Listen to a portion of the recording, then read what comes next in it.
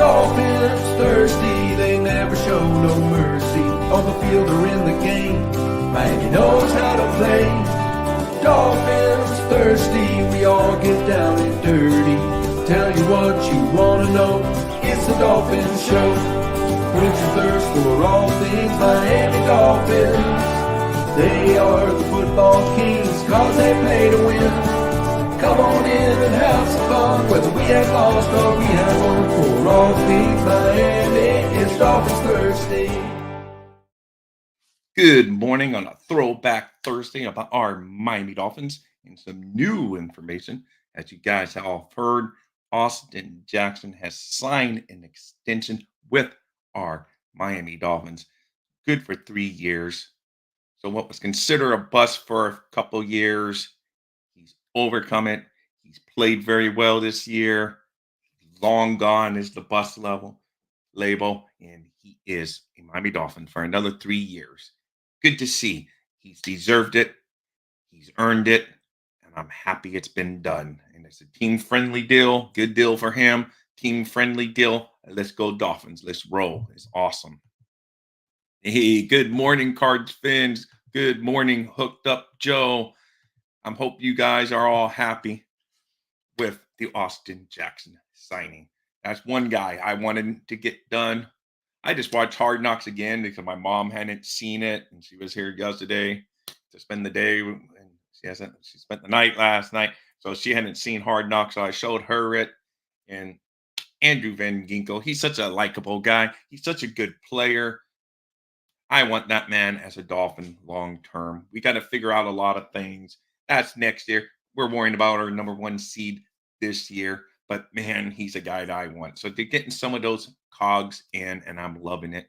Good move by the Dolphins to get Austin Jackson. That 2020 draft that a lot of people were labeling a bust is maybe not that much of a bust now because 2 of the guys are ballers. We had 3 picks that year. One's gone, traded away for a scrap piece that we already got rid of on our team. But hey, we are doing okay in that draft. If you get your franchise quarterback and you get a right tackle, that's basically a blindside right tackle for Tua, you're doing pretty well if you draft those 2 guys and they stay here long term. So kudos to them. Looks like they nailed it after all. Yeah, it is. 2 out of 3 is actually decent. You know, the draft, if nothing else, is proven to be a crapshoot. I mean, yes, normally maybe they have it right, but there's too many stories of a Brock Purdy being Mr. Irrelevant, falling into a team's lap and be able to perform to that level, outperforming guys that were the number 1 pick overall in the draft. So as this shows sometimes, I mean, look how good Van Ginkel is, and he was on no one's big radar. The guy wasn't even recruited heavily out of high school, and here he is performing every single time he gets the chance in the NFL. So it's just shows that it's not always. So getting 2, of course, we would have liked 3 of 3. Who won it? I wish we would have drafted 3. But at the end of the day, you get a franchise quarterback and a tackle. Those are 2 hard positions to find in the NFL. You get these 2 guys to perform at an NFL level and perform well. That's a pretty decent draft. That's basically awesome news on that front. So I'm super excited about that signing when I saw Ian Rappaport break that news today. I wrote a little thing on dolphinthirsty.com about it because I was that excited. And it's good to see. And it shows you can get those numbers. We'll be good. I'm sure in the offseason they will even do more maneuvering. But all we care about right now is that the Dolphins keep maneuvering and staying on top of the AFC East and the AFC. But it is good news that Austin Jackson signed. Like Scotty says, it's really, really a good deal for the Dolphins. Fair to Austin Jackson. If he balls out over this 3-year extension, then he's going to start really getting the big bucks right now. And it was like he proved it 1 year. If he proves it over the next couple of years, that contract will probably get bigger. But for right now, it's a great deal for the Dolphins, keeping him in the house because our whole offensive line was going to be in flux next year because they were basically all outside of Armstead and a couple of the other guys. It was almost all up in the air on who we were going to keep. So locking him in now, that's one less worry come free agent period and on what they're going to have to do to keep Tua and the guys protected up front. Yes, I would hope so too, man. Like I said, we got more important things to worry about right now. But me too, Scotty. That's what I'm hoping. Yep. Yep. The money looks reasonable. Good move to re-sign him. Oh, yes, definitely a good move to re-sign him. It's very smart because you may lose Connor Williams, Hunt you don't know about. So we got to worry. And it's good to lock in one of those young guys to a team friendly deal. And I'm loving it. Yeah, that's it. And on Agba will probably be the one of the guys gone. And you're right. And Baker. But, Baker, he did step up his performance. Unfortunately, he's injured. Hopefully, he comes back for the playoff push in the playoffs. But yeah, he's probably going to be let go, and we will see outside of that. Yes, I would like to keep Robert Hunt as well too. That's going to be where they're very interesting to see how confident the Dolphins coaching staff is that this is their scheme and the coaching and that they can find decent draft picks or decent plug and play guys, or do they really want to keep these guys and get up their contracts? That's going to be interesting because Hunt seems like a really cool dude. The team likes him. He was part of the roller coaster celebration. So, and he's playing well. He's normally very reliable. He has missed a little bit of action this season, but that's very unlike him. He had never missed a start before. So he's one of those guys you can pencil in. So I would not mind to see Hunt signed as well either. Hey, new attitude. Big fence up to you. Thank you for dropping in on our show today here. Um, so we're going to talk about some rankings of the defense and the offense as a plan for the Thursday, like I like to do. But the Austin Jackson news, I figured to top the show because that was unexpected right now. Wasn't expecting it when woke up this morning and to find out basically, I was already up early the morning. I found out already that he was, signed, sealed, and delivered for 3 more years, and I can't be more ecstatic about it. The man's earned it. He gave up bone marrow for his sister. Then he went, had some ups and downs as a rookie, then battled through injuries. And then this year he's balled out, done all you can ask for him. And hey, you can't ask for more from that from your first round draft pick of, one of your 3 first round picks from 2020. Hey, I'm happy. Yeah, I know it. I haven't looked at all the numbers as of today, Card Friends, but yes, it keeps track of all the salary cap and all that good stuff. So if you have any information you want to share, please feel free to do so. Always love that kind of stuff. So as I said, every Thursday I try to go over the numbers a little bit. And that's what we're going to do as far as NFL defensive rankings. I'm going to do first. And it's good, guys. We have definitely moved up. And I'm loving it. And I try to clear the screen, but I tell you right now, the Dolphins total defense 6 averaging. This is defensive yards average allowed is Dolphins are at 6 with 300.2.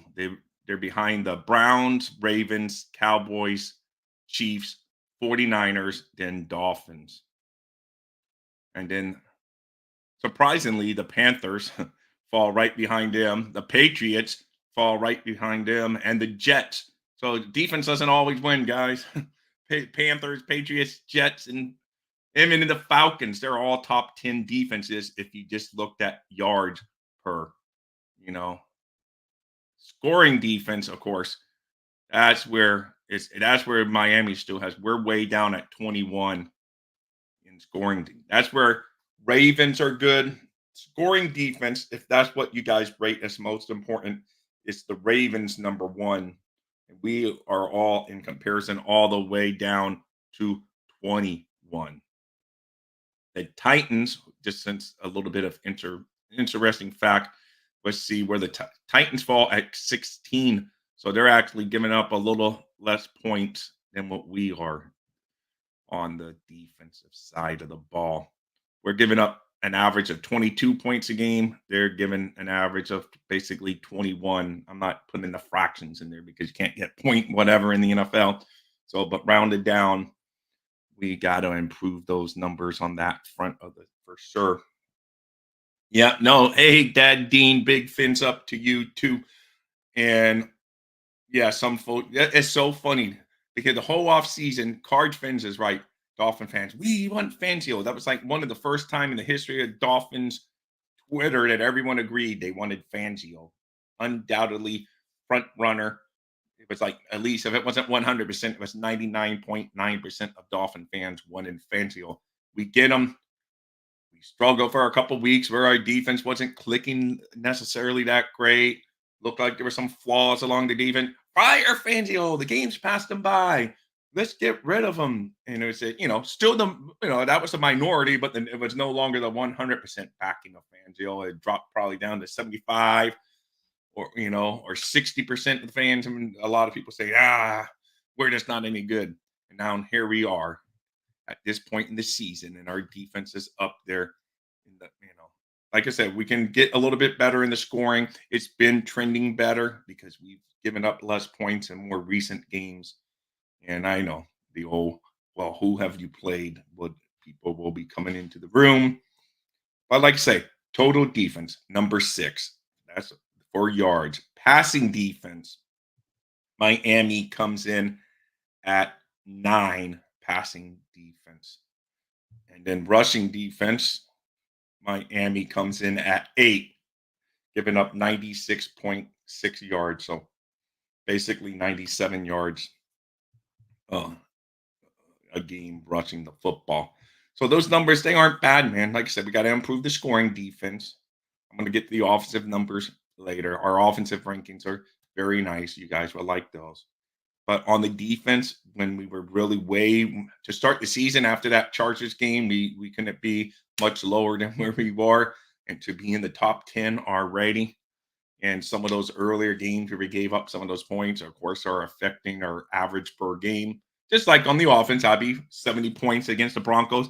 That basically skews the numbers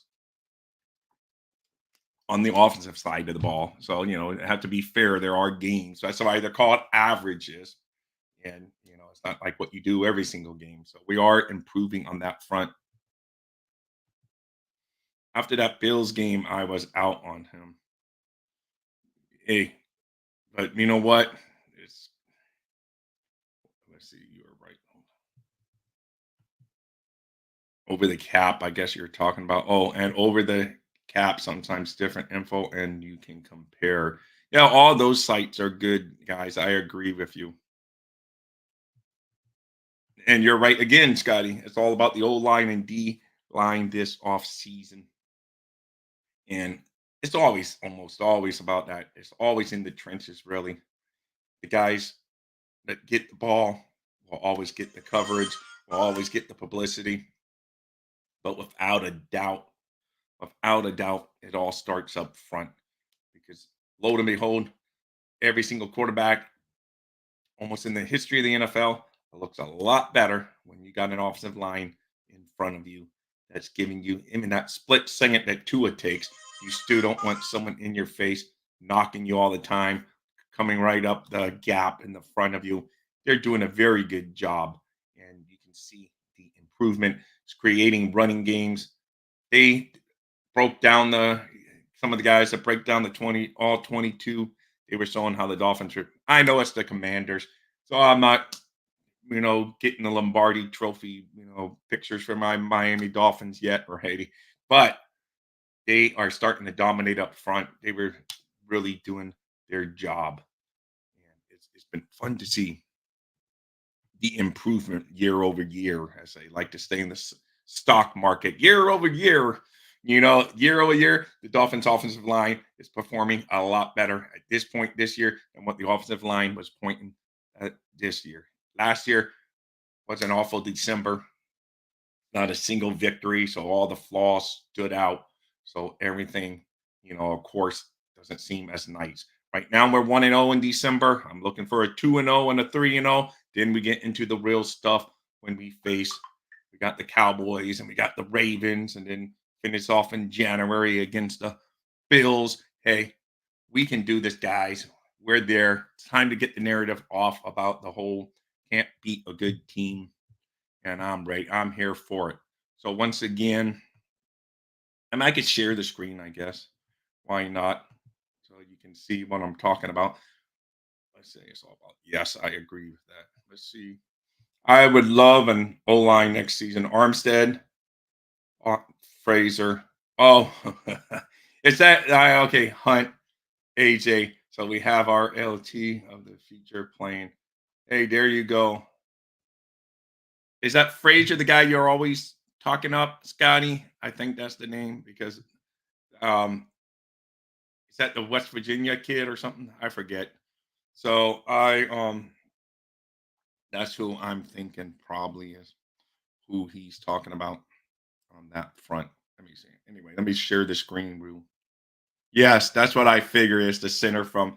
That's what I figured. Your West Virginia boy. I knew it was from West Virginia, but that's who I just couldn't remember his last name, so I didn't know if that's who you were talking about. I had a feeling that's who you were talking about. I'd be honest, I haven't looked at any NFL draft stuff this year, really, other than I did just look to see what mock drafts, and we most of them had us taking offensive linemen.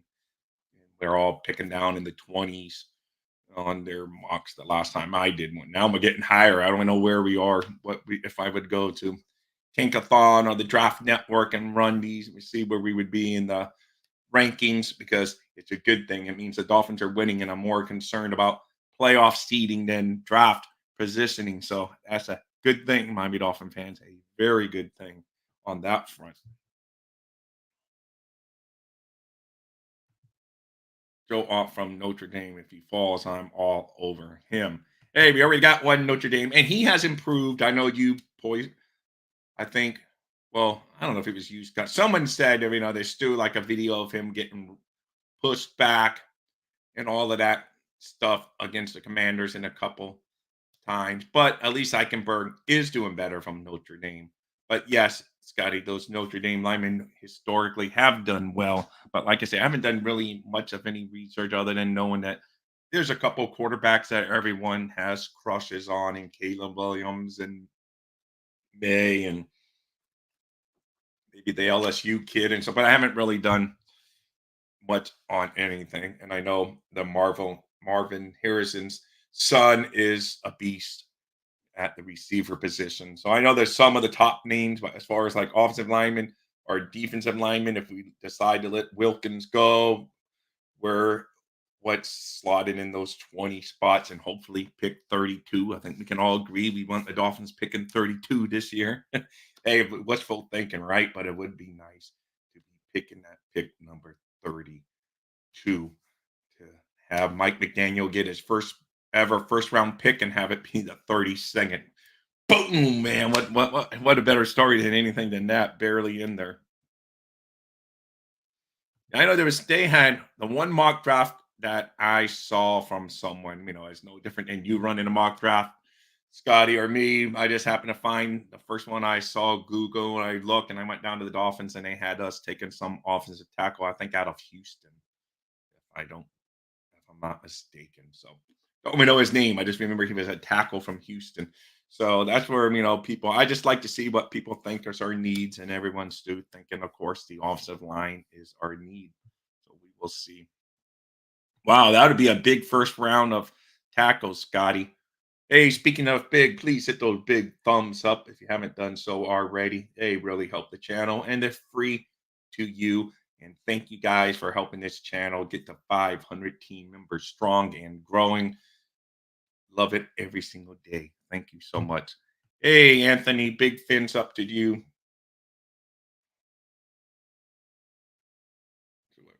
See what words mean a little bit, Rob, is that we've not one of these top seeds that gets eliminated in the first round of the playoffs that we lost to a wild card team. Yeah. See a little bit, Rob, as well.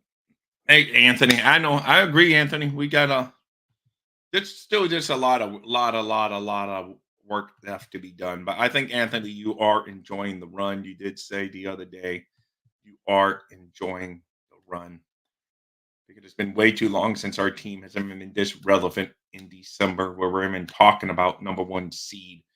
And well, last year until we had that 5 game, but that was like the brief. We didn't even make it into December with a win. So that was like done at the end of November that we were talking. At least here we are, one more week into December, talking about number one seed, and it's a beautiful thing. Got to take advantage of it.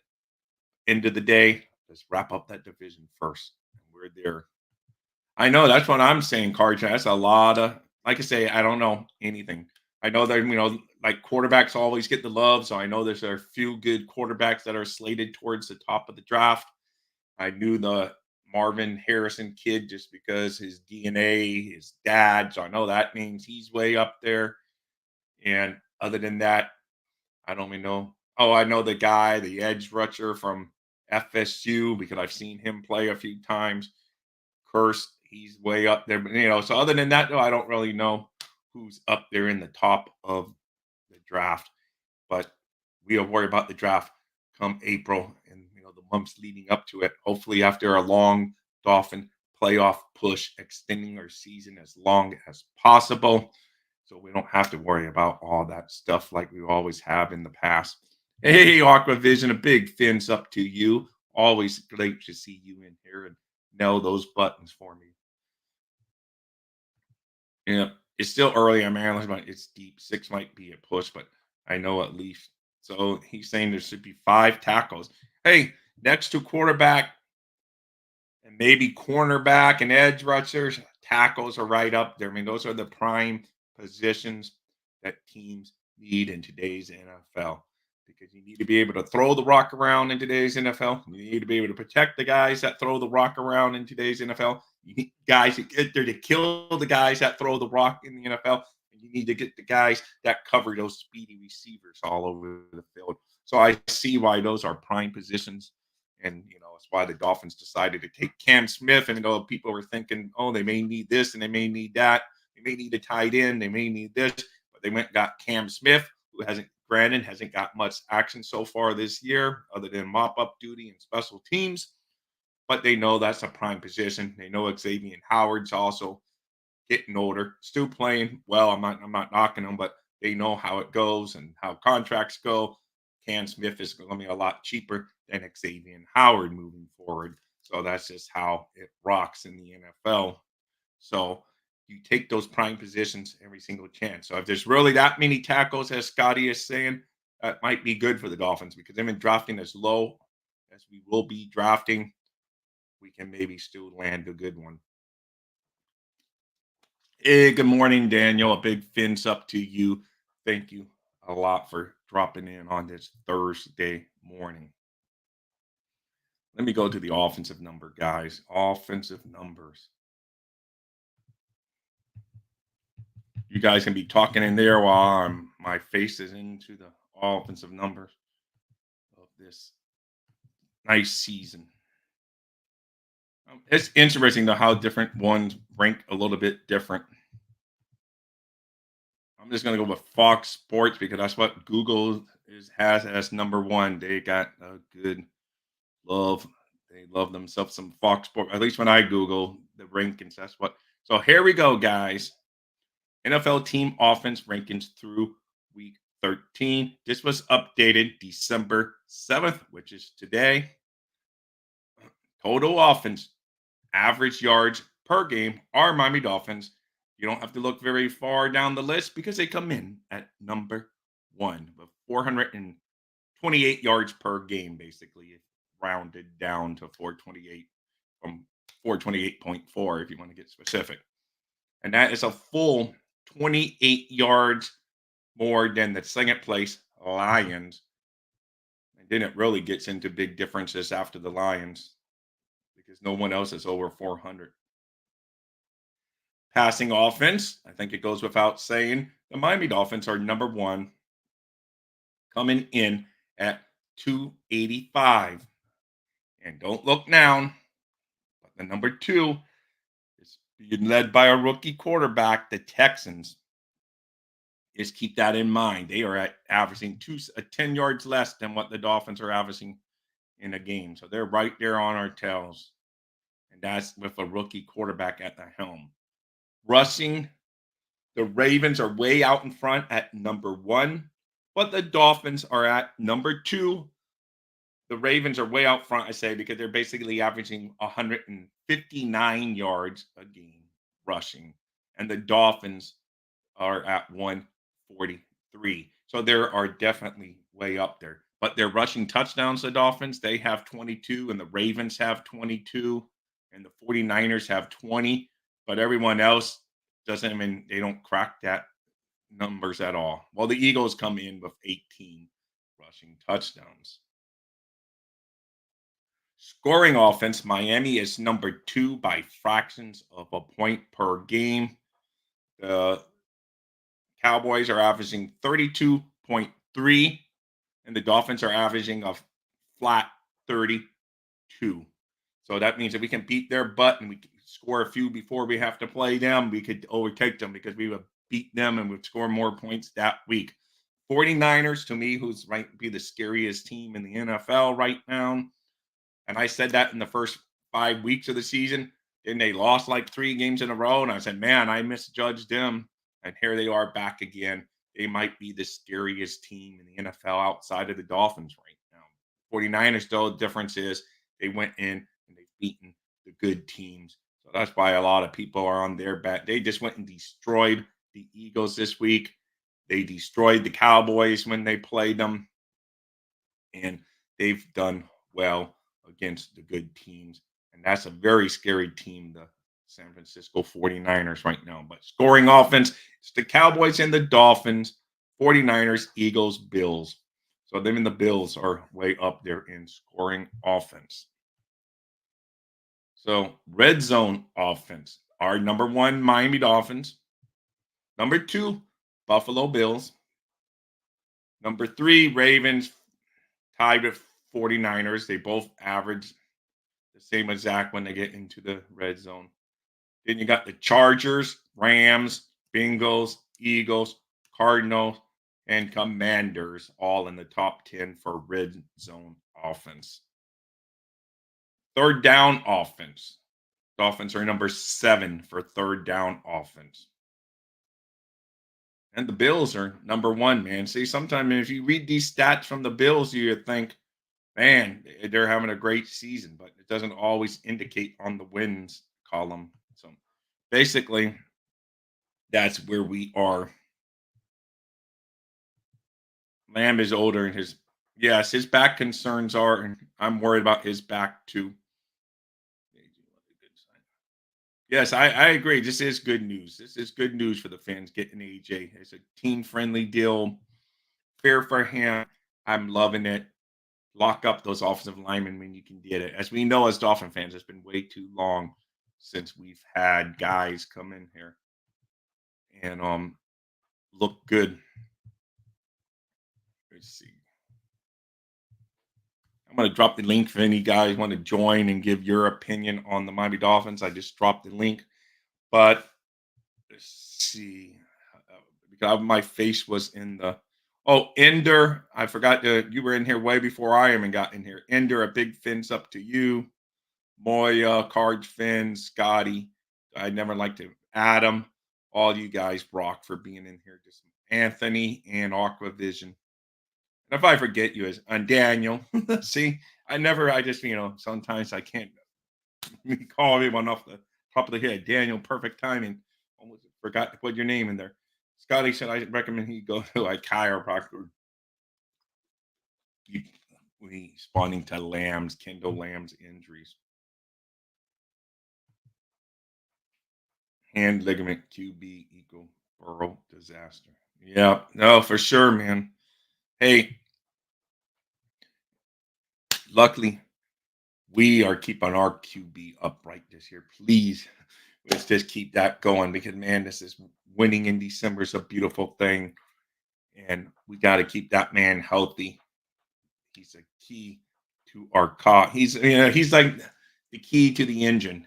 Tyreek Hill may be the Ferrari that gets all the attention, but he's the one that spreads the balls around to those Ferraris and Corvettes and all that fun stuff out there. We need him. He's the driver, and I'm loving it. I was planning on getting a nice Burrow Brooker her. What was it? Yeah, yes, he I haven't heard anything about the speculation because they were going to look into it that they didn't report his injury. But yeah, supposedly he has some wrist issue, carj fins, and hey man, hit that Brownlee, whatever his name is, the other day, man. He came in balling, boy, against Jacksonville. I don't know if Jacksonville's defense is that bad or that guy put up 300 and whatever 50 something yards, man, in place of Joe Burrow. They didn't miss a beat this past game. The week before that, they couldn't even score against the Steelers to save their lives. So I don't know. It's just one of those things you don't really know. Oh, okay. I got you, Scotty. Scotty's always up. Yes, that Brown Lee guy was balling, man. He was balling out there, boy. And then that's what I was saying. Zach Teller, what are you doing having a receiver throw the football, man? The guy he was already piling up these great stats, and then you have a receiver throw the football near your own end zone and give gifted the Jacksonville points, man. Come on.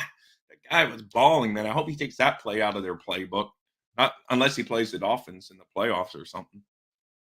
Yes, no, I think we can all agree, man, because Dolphin fans are classy. We all agree. Injuries stink. Leave it to the other fan bases, put up post pictures of Tua being hurt. We don't do that when their players get hurt. You know what? And if there are Dolphin fans that do it, they're not really true Dolphin fans because no one wants these guys to be hurt. Oh, it's Dad Dean in the house. Hey, good morning, Dad Dean. Good morning. How you doing? All right, man. So are you happy that the Dolphins inked up Austin Jackson? I know in the beginning he, struggled a little bit as a rookie, but overall played okay. Then had some struggles, then got hurt and missed almost all of last year. But this year he's come in, he's balled, and I think he's earned that contract extension for the Dolphins. Is that your feeling? Yeah, I think they got a great deal. Yeah, he's a solid player this year. Yeah, He deserves it.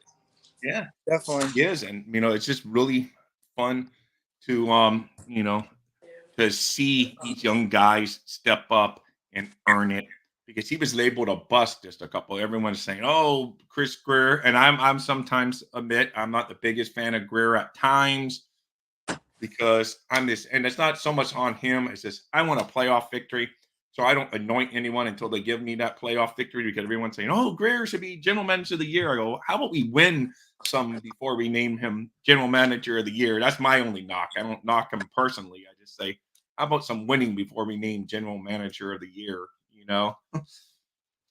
Yeah, like it was said earlier in the Miss Spin show, someone said lock him up before we get that clinch that playoff because the price will go up. Yeah, So, no, it will, man. Hey, I think it's fair for I think it's fair for both team and player in this case. I'm hoping they can do something for some of the other players on the roster, like Andrew Van Ginkel. How can you not like that man? Especially, did you get to see Hard Knocks, Dad Dean? yes, that was Yep. awesome. And you can just see the team loves him. The players love him. They were all going crazy for him. Um, his wife and everything. It was just like great that they talking to him, watching her watch the game and the game. That's why I was like, man, maybe there is a script in the NFL. Maybe there really is. They knew he was going to get a pick six, Dad Dean. Exactly. He's so humble. Yeah, no, he So is, humble. man. He is so humble. He's such a nice guy. He was not heavily recruited coming out of high school.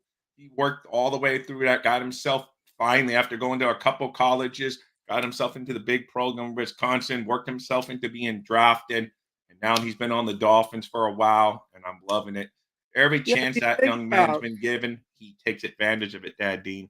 Yeah, the last few years, you think about it, AVG's always been that big play, and yeah, I'm glad he's on our team. Glad he didn't go somewhere else. That's for sure. Yeah. No, I am because I thought he was gone for sure. Yeah. Yeah, so was I. Yeah, I know. I thought for sure because there was news that, and I'm sure if there's truth to the rumor, he was like also interested in maybe going to the Patriots, and Yeah, then it didn't work out because I'm sure he's probably saying, "Oh my God, I'm happy I didn't go to the Patriots after this year." I'm sure Gesicki is probably thinking, "Man, this is the Patriots I end up on." So he goes, after years of them dominating, I end up on the Patriots when they're going for the number one draft pick almost. yeah, but next year Kazeki's gonna get it paid off with that new quarterback that they're gonna get. Yeah, I know. They will, and that's it. Scotty is right. I saw himself saying that he's been calling them tanking. He has. He's been saying that the Patriots would tank for a while, and lo and behold, it really looks Mm. like they might be. I've never seen Belichick so unchecked. He just looks checked out right now on this team. He should get coach of the year though for tanking. He's doing it for Yeah, that's what they probably do. Us, we get investigated. Them, they get him coach of the year. yeah, So that's how that goes. But yeah, that they're a hot mess right now. And the Jets are a hot mess. Buffalo is still kind of that big brother you're worried about that they can jump up and still beat you because they've won the division the past 3 years. They're not going to win the division this year, but they're still that team that sticks around, and you just got to worry about them. But they seem to have some inner turmoil on that team as well. that's where my thoughts on this game against Kansas City and the Bills. I go back and forth who I want to win. If the Bills win, then we have a shot at the number one seed. But looking at Kansas City's schedule, anyways, after the Bills, it's a cakewalk for them. So if we win out all our games, anyways, we'll get the number one seed, anyways. But if the Bills win, you know, it could take our chance away from getting division title. I know it sounds crazy, but if they win out and they beat us the last game, uh, we lose out on the. So we got a better chance of winning the division if the Bills Oh, lose. yeah, for But sure. I yeah, mean, our magic number before I bring in JP here, our magic number is 3. So if we can win this week and they lose, we could actually wrap up the division as soon as the following. um right as the Jets game. But if we just win our next game, but that includes beating Dallas, which is no give me. But if we can just win our next 3 home games, all at home, you win those 3 games, Dolphins lock up the AFC East regardless of what Buffalo does in their remaining games. So that's the best recipe, Dean, is to win, win, win. Of course, us win. If we win this week and Buffalo loses against Kansas City and Dallas, which is a good probability, we lock it up right there. Yeah, no, we do. Hey, now with no further ado, JP, welcome back in the show. Right again. What is up, my brother? How you doing?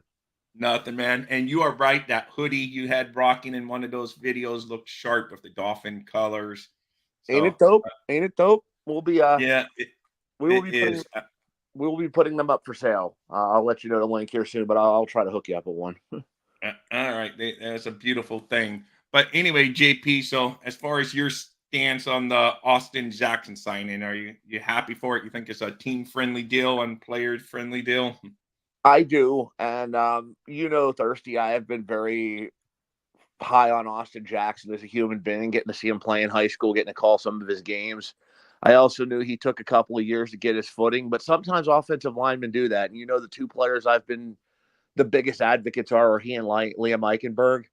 I just think it took time. It took time and consistency with the coaching staff, and it all boils back to Butch Berry. When I said on the last time I was on here, I sort of threw Berry under the bus. I was against the hiring, but I turned out to pay dividends, and I think time finally and consistency has turned Jackson into a pretty productive tackle. He's earned the money, and I think it's a good contract. I think it's a very good contract for both he and the team.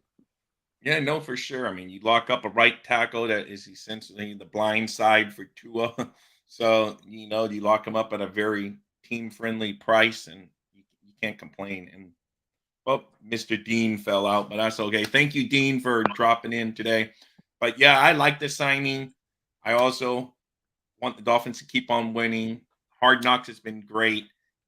They covered it right away. They know. That's why I love the team knows. McDaniel lets them know, hey, remember last year we were 8-3 and we were like basically on top of the world. And then before we knew it, we took a breath and we're like battling to get back into the playoffs for battling to get into a road playoff. So I think JP, their focus this year, they're determined not to have a repeat in the December collapse. Now they shouldn't. If you look at their schedule down the stretch, this week there's obviously the Titans, which that is a very winnable game. I mean, obviously, I don't ever want to overlook Well, it. of course, you never. I mean, But I mean, there's been that one game every year, and I'm not going to jinx it into existence. But the Titans, that's a winnable game. The Jets, obviously. I mean, if they lose to the Jets, there's much bigger problems. You've got Dallas. The two games you really did I'm looking at right now are that Dallas and Baltimore. But to me, Dallas is beatable. Dallas is very beatable. If the big criticism about Miami is their self-professed inability to beat the upper echelon, but you look at who Dallas has beaten, and it's like their combined record is not too hot, and they have that trip-up game against the Cardinals, so they're not exactly Teflon.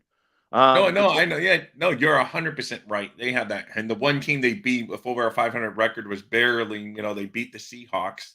But and they were like one game over 500, I think, when they played them. So exactly.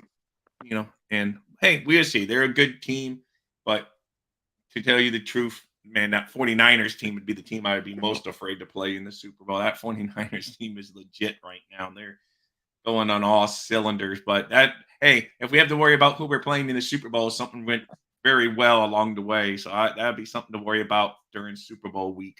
we're both old enough, man. We're both old enough to remember this. Wouldn't it be something else if they played? Oh, I lost him. But yeah, that'd be. There he is. Yes, if they could play the Niners again, he's probably good. There you are. Yep. They play the same team in the Super Bowl, man. That'd be something because their history. They played the Commanders, Redskins, whatever. They played them 2 times in the Super Bowl. They played the 49ers twice. If history repeats itself, they beat the Redskins in the first Super Bowl. They played them in and lost in the second. I don't want to revisit history. What happened the first time they played the 49ers in the Super Bowl? Yeah. So if they play them again, they're due to win this one, which would be nice. Very nice. Yes, it would be, man. That would be great. And Tua can buy Brock Purdy a Diet Pepsi. So. Hey, I'll tell you what. My history in Arizona. He could show Purdy what's up. I do like Brock a lot. I'm not a 49ers fan by any stretch of imagination. I'm really happy to see the kid play like he did because he has been chronically overlooked. I'll tell you a little story about Purdy that's not public knowledge. And I might get a cease and desist for this. If you get in trouble, just bypass me. Look up my name my name is this on social media. You can deflect on me. Purdy was benched. It wasn't even starting quarterback of his high school team at Perry High School. It was a coach's son. They wanted him to play wide receiver. He went in there and said, "No, kiss my, derriere." He didn't say that. He said something much more R-rated. Of course. And it involved like something that rhymes with a waterfowl. I'm sure you know my train of thought. Right. He went in there and he willed itself in existence. He beat out he played so well that he caused the coach's son to put his coach at wide receiver and Purdy at quarterback. Kid wanted to go to Arizona State desperately. Arizona State wouldn't look at him. Arizona wouldn't look at him. The only major schools that looked at him were Iowa State, New Mexico, and Nevada. Okay. So he went to Iowa State with no guarantees, wound up working his rear end off there. So this guy has earned everything he's got in his career. So I've got nothing against Brock Purdy except for the team he plays for. No, it's crazy his story. It just shows all this draft process at times. This diamond, I'm not saying normally the ones that are drafted higher are obviously better, but it just shows just enough exceptions to the rule that prove that it's no exact science. I mean, look at Tom freaking Brady, 6th round pick or whatever. Brock Purdy now a 7th round pick. Dak Prescott fell in the later round. Jalen Hurts, all these, just like more and more examples of guys that can end up being quality NFL quarterbacks that may not get all the limelight in college. Absolutely. Hey, Card Fins, real quick, if you can, hit me up on Twitter. My name is it's THEE, Notorious JP, or it's NX. Or if Thirsty, if you can send them my name on there, send them my link. Hit me up on X. I will get you in touch with the hoodie people, and we'll get you hooked up, man. We'll get you that hoodie where you can get one of them.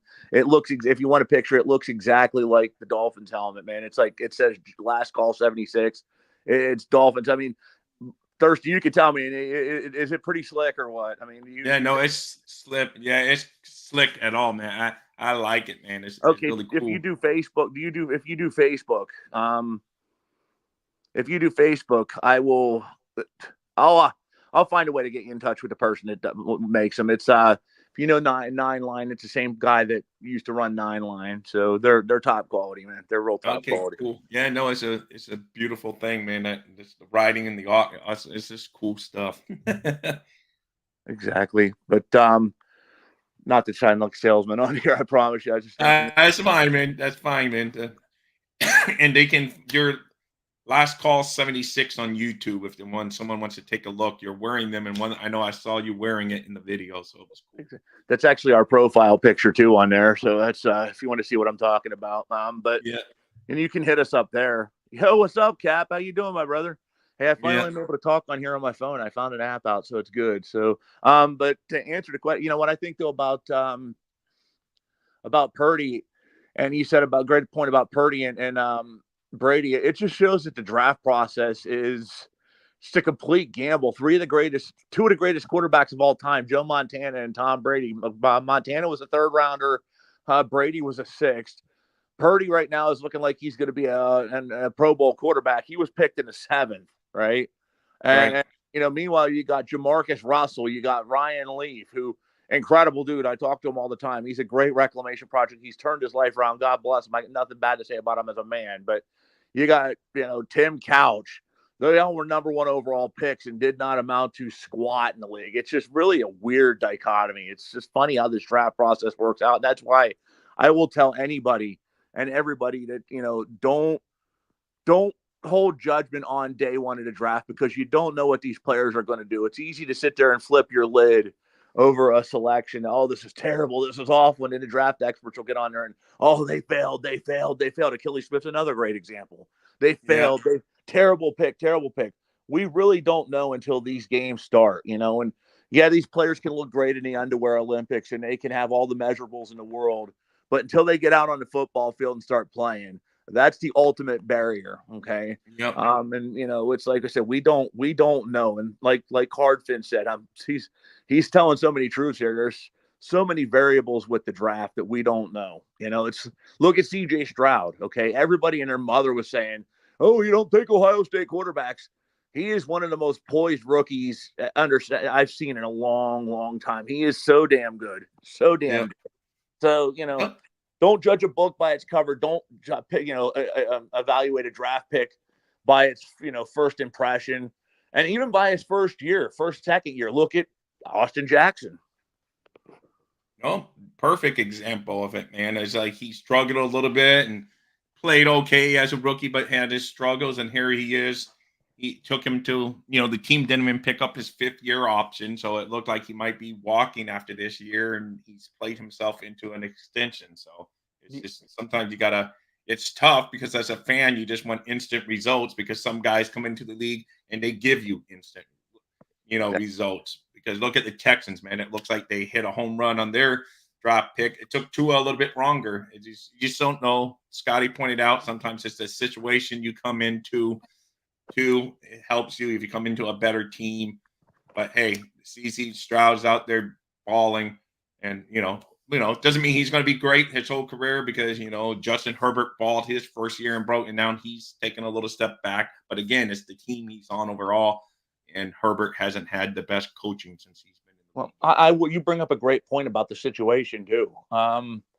And before anybody reads this or listens to this in the future and oh, he says one could have been better than the other. I'm not saying that, okay? But if you look at the situation that David Carr, Derek's brother, walked into with the Houston Texans, an expansion team, And the situation that Ben Roethlisberger walked into. Okay, Ben Roethlisberger walked onto a team that a year earlier was in the AFC title game with Tommy freaking Maddox, fresh off the XFL, as their starting quarterback. Okay, they Right. had Big an difference. elite defense. They had Hines Ward. They had Jerome Bettis.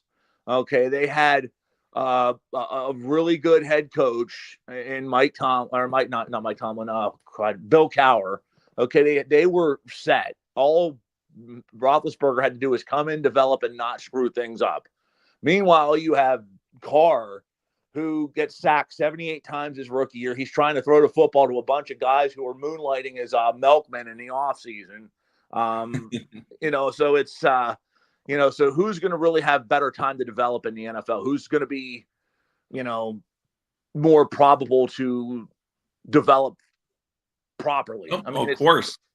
and it's like Don't- this concept of franchise savior under center doesn't work. I mean, if you throw them in there and expect them to save the franchise when they're surrounded with a bunch of guys who probably should be playing in the XFL and delivering my mail, on the side, well, it doesn't work that way, and that's No, no, you're 100% right, man. That's brilliant. And the coaching staff that you get, because I mean, no offense against Flores, he's gone. But Tua came into a guy. To me, if you're going to draft you should have an offensive-minded coach. If your plan is to draft a rookie quarterback to be you need a guy that can relate to an offensive guy. Of course, there's exceptions to the rule again because Texas and Houston, the Texans, they got a defensive-minded coach and their rookie quarterback's balling, but he's probably more supportive because he comes from that Shanahan tree, not the Belichick tree. So he's probably more supportive of the rookie.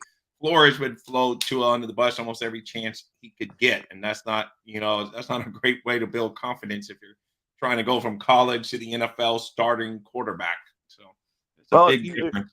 if you're a defense, I agree with your sentiment.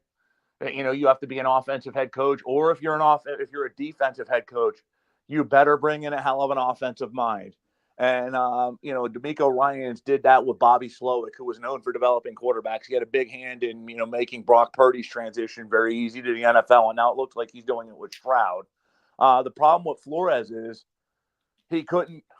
He knew defense. Flores knew defense. He was amazing at that. But he could not pick an offensive coordinator or an offensive line coach to save his life, and he was like with Chad O'Shea and Chan Gailey, who if this was 2003, that would have been a great move, but in 2020, not so much. Right. Exactly. Trying to figure out, and his big thing is he was the smartest guy in the room, and he wasn't afraid to show it. And that's a lot of insecurities. Whereas Mike McDaniel is a bona fide genius. The guy's a savant, but he doesn't need to prove he's the smartest guy in the room. And that's, the difference between the two. Yeah. No, it's a big difference. And he lets his coaches coach. He knows. Pam was on this show the other day and she brought it up perfectly. And you guys all did. I mean, they find experts at what they do. He's not going to go tell Wes Welker how to teach the receivers, because, I think he knows that Wes Welker knows him. Mike McDaniel played a little receiver at Yale. It's a little different than the level that Wes Welker played receiver at. Right. So, he knows that, okay, I'm not going to go. I'm not going to tell Sam Madison how to run them, and all this stuff. He just his guy coach. He lets Fangio oversees the defense. I'm sure he sits in all the meetings and all that, but he's not going to tell Fangio, well, I'm going to do it this way. No, he says, Fangio, that's what we got you here for. You manage the defense. I worry about the offense. Great point on Fangio and great point on all of them. But, Fangio, what talk about ego was, okay, last year McDaniel led the Dolphins into playoffs, which is, something that we haven't seen a lot of. And, they fired the defensive coordinator because that was one of their problems. He could have been a complete look. We made the playoffs. I don't need to do much. He brought in somebody with head coaching experience, which a lot of these coaches don't want to do because it's an ego game. And, it's an ego game. And he brought in a previous head coach, which, look, normally they don't want to defer to other people. But he brought in Vic and more or less told him, look, this is your defense. You are the head coach of this defense. I defer all calls to you and your staff. I mean, that's a guy who does not have an ego when he could. And that's the reason why this guy is such a good head coach. He's not perfect. He's not by any means. There's still things he needs to work on. And I'm not going to sit there and hump his leg. But, he gets it. And It's funny because you look at all the coaches Miami's hired since Johnson retired. Nick, we'll talk about Wanstead. That was something, but he had head coaching experience in the NFL. There was Nick Saban, which is celebrated. Cam Cameron, why that was celebrated, I'll never know because he stunk in college. But Joe Philbin, and that was at Indiana where the bar's so damn low. Philbin was celebrated. Adam Gase, they were ready to throw a ticker tape parade in downtown Miami. Another case I never understood. The guy was overrated. He was heralded for carrying Peyton Manning's bags. I mean, you and I could have. I know. Basically, me and you could have been the coach. And hey, Peyton, go do what you do. That's the play. Exactly. Peyton, what do you want to do? And Manning was his own offensive coordinator. Hey, Manning. Hey, Peyton, what do you want to do? Well, let's run the bubble route. Okay, go do it. It's like it doesn't really fun. Yeah, exactly. So I think we could have done that job. So yeah, and we did pump them all up. And guess what? Gase wasn't able to bring a prime Peyton Manning to the Dolphins. Philbin wasn't able to bring a prime Aaron Rodgers to the Dolphins. So, it's a little bit different when you got those guys going too. So, but the funny thing is McDaniel was not hyped at all. In fact, let's make no the only mistake about team that interviewed him. Exactly. This was a huge gamble. This was an outside the box humongous gamble because this was somebody, like you said, was the only team that interviewed him. And he was somebody that 1 year as an offensive coordinator, and the big question was how much did he actually call plays? I mean, because we know Kyle Shanahan's that offensive mind. So it was a risk that they took, but it paid off dividends. And sometimes, you got to take them gambles. Sometimes the safe, sexy name isn't always safe. No, I agree, man, and I give kudos to Greer on that front. He put his job was on the line. He had to get this. You're not going to get a third try at getting a coach, So this was it. He went out there and he went against the grain, which is sometimes good. I think teams just hear, "Oh, who are this team's hiring?" Oh, okay, it means he has to be an R instead of doing their own research and maybe finding someone off the radar. That's why I like that story a lot better than just saying, "Oh, the media is reporting, JP's viewing with the Texans. Oh, we better bring him in because Casario knows what he's doing. If he's on their radar, he must be good." We went our own. We just broke the mold and went on our own. That's what I like about that move. Exactly. And there was a space yesterday where everybody worries about what, there's a lot of people PO'd and peeved over, Stephen A. Smith and all these people not giving the Dolphins respect and saying they don't beat anybody. And it's like, look, and I'm saying this as somebody, my history in the media. I've got an extensive background. But honestly, though, the more the media goes against it, the more you should be happy because there's a media that's driven with a narrative. And that's what I said about draft picks. Don't even let it get you. Don't even let the fact that the media is against these moves because they were against the McDaniel move too. I mean, the more the media blows against it, the more it should put a smile on everybody's face because believe me, they like to blow against things and go against things to be contrarian. And this, this team's dangerous. The McDaniel move was good. I mean, yeah. No, I agree. And no, Scotty, Fangio I'm sure he probably said, "I'm not going to be on," because he says, has Fangio been seen at all on Hard Knocks? No, I think he was in the background on one of the, when they were outside practicing. You got a glimpse of him wearing his little bucket hat. But other than that, no, he was probably saying, "I'm not doing this stuff." Yeah, so, Vic, don't do that. Vic, don't do that. That reality TV nonsense. I mean, yeah. Yeah, he actually was. McDaniel was blocked the year before Miami. Greer wanted to bring him in to be Brian Flores' offensive coordinator. There's more to that than meets the eye, though. He was blocked, but Flores didn't want him either. Flores wasn't interested in McDaniel. So there's more to that story than we're being told. Yeah, probably so. But hey, it worked out much better for McDaniel because a lot of times when the head coach, no one ever gets promoted from within. So it's much better that he just had to wait a year and whatever. So it's good that Miami had their eye. So he was on their radar for a while. He was hearing good things. So that's, as I said, very good move on that part. Like you say, we can't annoy them yet. We haven't even done anything yet. But just the feeling around this team seems a lot better. Just it's a new way of coaching. And, it seems to be working. Shanahan does it. They do it. Ryans is a defensive guy. He's doing it. And it's funny. So I know that's funny because everyone always wants to say McDaniels, because normally it's not just a McDaniel. And with Ryan, people just want to say, Ryans, people just want to say Ryan because it's not normally the last name Ryan. So it's like the opposite. So DeMarcus Ryan, so he's kicking butt over there too. But that coaching tree is already kind of proven to be better than maybe the Belichick coaching tree, it seems like. It would have been better than the Belichick coaching tree. And it's funny you mentioned McDaniels, right? Because when they first mentioned, like, a good friend of mine in the media, like, before they started talking to McDaniels, they said things had started going south with Brian Daboll talks, and he said, "Oh my God, they're talking to McDaniels, like they're talking to McDaniels," and I'm telling you, Thirsty, I'm thinking Josh, right? And I said right then and there, and this isn't hindsight, I said, if the Dolphins hire Josh freaking McDaniels, I'm done with this team. I'm completely finished with this team because, and it's not hindsight, he wasn't a good head coach with the Broncos. And right. I'm sorry, his offensive mastery was overblown with New England. He wasn't. You look at what he did with the Rams his 1 year there, and he finished 32nd in the league. So this guy latched on to Tom Brady, and he benefited from Brady more than anybody else, including Bill Belichick. I know, no, for sure. That's another case of an OC. So I said, what's that? I said it's another case of the OC benefiting from a legend quarterback. So. Exactly. And I said, there's no way Chris Greer is that dense to hire Josh McDaniels. And you already failed with one Patriot coordinator. You're going to go back to that tree. And, probably I said, they'll be right back here in 3 years. And, well, but then they said, found out, no, it's Mike McDaniel. Oh, okay, cool. Risky, but cool. Yeah, I know. And like I said, I just love that hire. In motion, old school, hard hitting. Yeah, that's it, man. That's well said. He goes, our offense is like new school and our defense is old school, hard hitting defense. Mm-hmm. And basically that sums it up. What's that? Okay, go ahead. I was just gonna say real quick, you could tell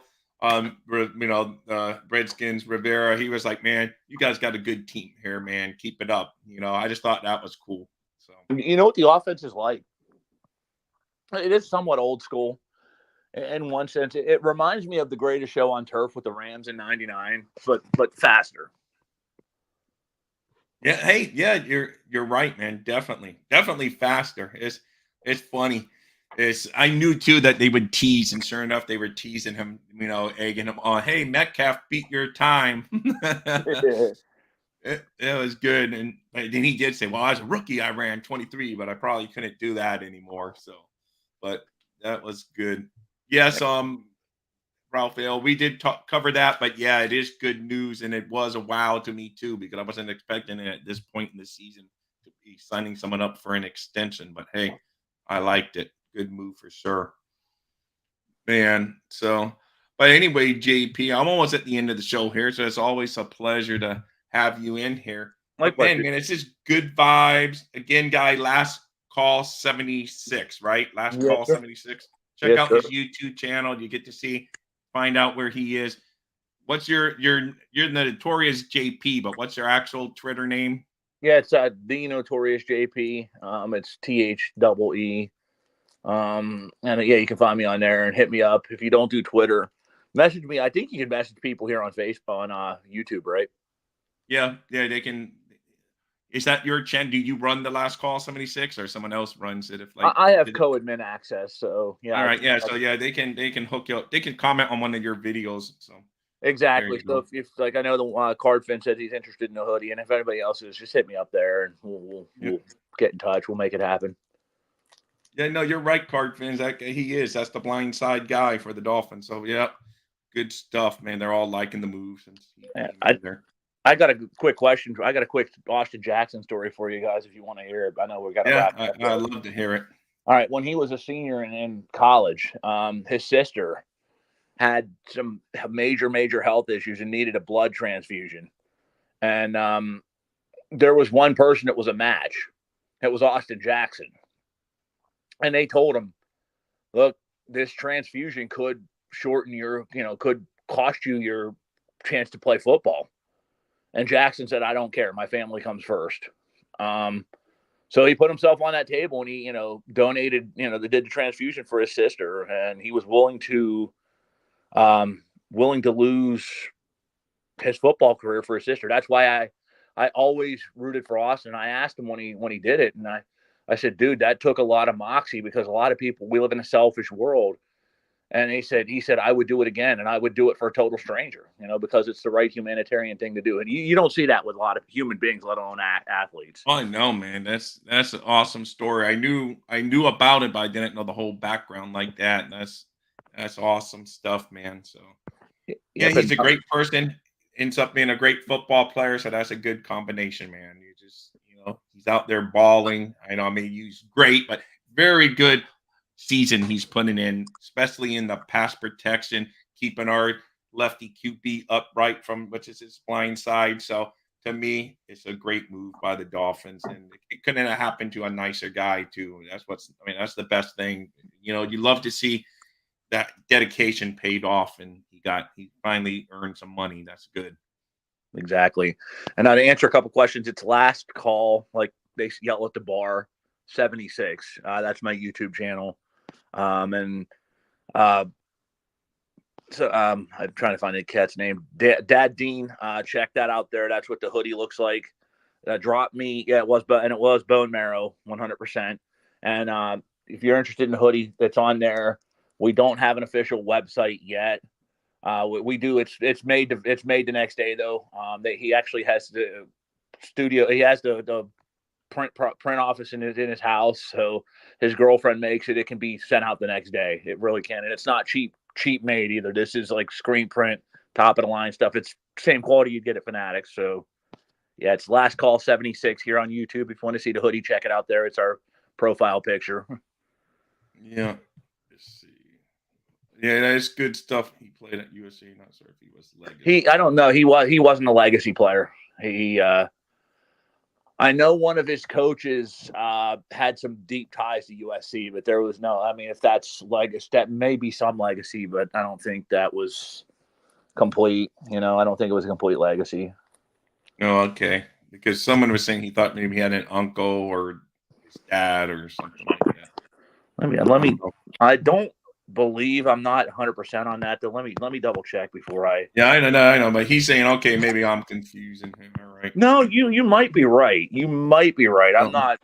I don't know. I'm just seeing all the comments in here. I did. Yeah, no, he may be right. I mean, he's pretty on top. Cardfins is pretty on top of his stuff. Let me double check that. I said I could be entirely wrong. Yeah.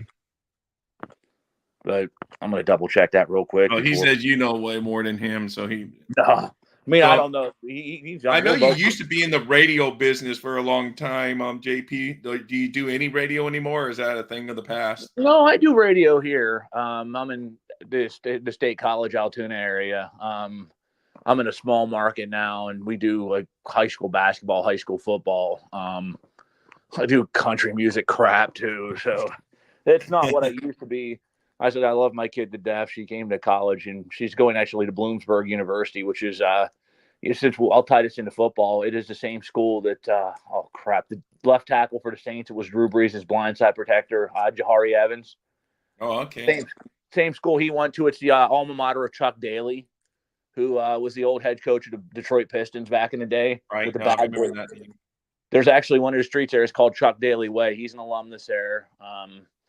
So she goes to school there, and when she wanted to go to school, it's where I'm from originally. So she wanted to come to school there. She got accepted there. It's a wonderful school. I said, yeah, I'm not being away from my kid, but I'll give her enough space so she can have her time. But yeah, that's why I came back here. And radio comes and goes. There's all the way to skin a cat.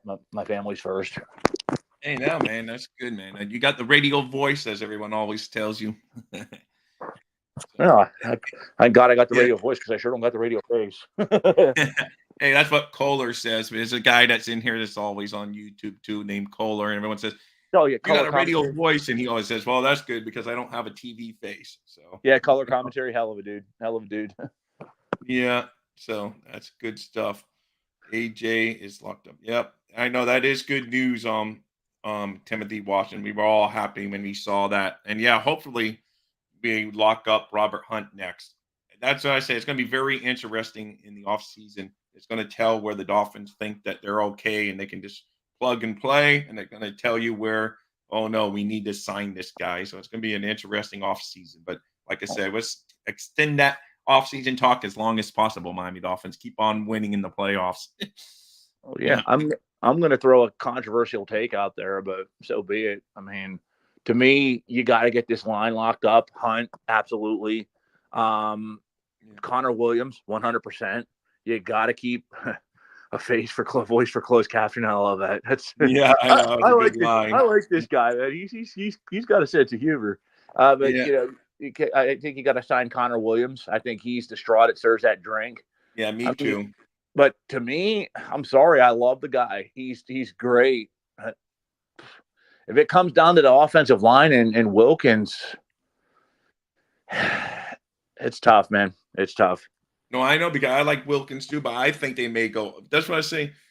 They were going to ask Fangio, can another defensive tackle that we take in the late first round fill in for, or is it easier to replace the offensive line? They're going to have to, it's tough decisions that they're going to have to decide, like who can they plug and play easier and who's the more costly to lose. So a lot of tough decisions. Smart people that get paid a lot more money than us are going to have to make those decisions. So absolutely.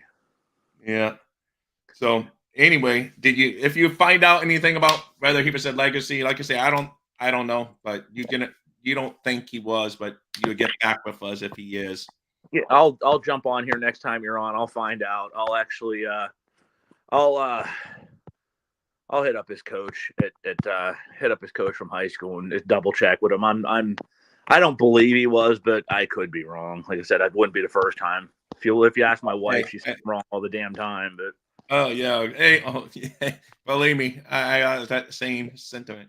Let's see, Outback Org, thank you for coming in here, guys. If you haven't done so already, please tackle that like button, throw some Dan Marino laser pass. That's the thumbs up button on here because it fins up to all you guys. Make sure you check out Last Call 76 here on YouTube. JP, they talk every sport though, all kinds of different stuff. You will never know what to find over there, but it's good stuff, JP, that you're doing. So I enjoying it. Appreciate you, brother. That's we talk about a whole lot of something, and we talk about a whole lot of stuff and a whole lot of nothing. Actually, my co-host, or the guy that runs the studios, he's a former staff sergeant in the U.S. Army. Spent 20 years, did several tours in Iraq. So you're also supporting the military with this too, which is cool. All right, well, tell him thank you for his service over there. Thank you very much. Absolutely. And Jess, believe it or not, Jess, the camera girl, she was in this. So it's all military run. I'm the only schmuck that wasn't. So I tried, but my back's torn up. But yeah.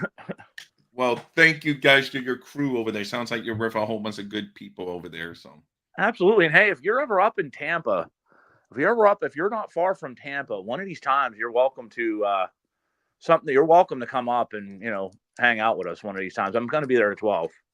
Okay, cool. Yeah, I'm way down in South Florida, not too far from the harbor. I'm in Pembroke Pines, Florida, but it's in Broward, just to count. But there's only like a 20-minute drive to Hard Rock. So, but that's right. But yeah, I go up the state all the time to go to Gainesville, so I can always swing by the Tampa area on the way back. So taking the turnpike right down, I can always take I-75. So. Absolutely. Oh, and I got to tell Raphael, and by the way, great mention to all the Pistons players: Dumars, Thomas, Vinny Johnson, Bill Lambier, absolutely. And Raphael, you're welcome to come on there and mention that in one of the videos. I will absolutely bring it up on one of our filmings that they should have joined the Marines. I'll get a kick out of that. They'll get a kick out of that. I dare you to. I implore you to bring that up. I think they'll get a howl out of it. Yeah, that'd be fun. Yeah. Definitely. Hey, see, he's saying simplify. He's all that good stuff. Simplify. Hey. Yeah. All right, guys. And JP, once again, thank you so much. Big fins up to all you guys. Thumbs up, of course. I'll see you tomorrow, 10 a.m. You guys rock. Dolphins thirsty, they never show no mercy. On the field or in the game, Miami knows how to play. Dolphins thirsty, we all get down and dirty. Tell you what.